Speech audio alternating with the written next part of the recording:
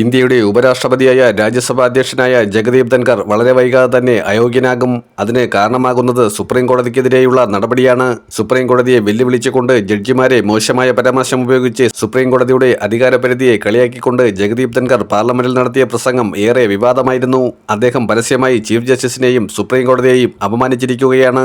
ഇന്ത്യയിൽ ഒരു വിശിഷ്ട സ്ഥാനത്തിരിക്കുന്ന വ്യക്തി മറ്റൊരു ശ്രേഷ്ഠ സ്ഥാനത്തിരിക്കുന്ന വ്യക്തിയെ പരസ്യമായി അപമാനിക്കുകയും അദ്ദേഹത്തിന്റെ അധികാരപരിധിയെ കളിയാക്കുകയും ചെയ്തിരിക്കുന്നു. കോൺഗ്രസിനകത്ത് ഒരു വിള്ളലുണ്ടാക്കാമെന്ന് വിചാരിച്ചാണ് ജഗദീപ് ധൻഖർ വന്നത്.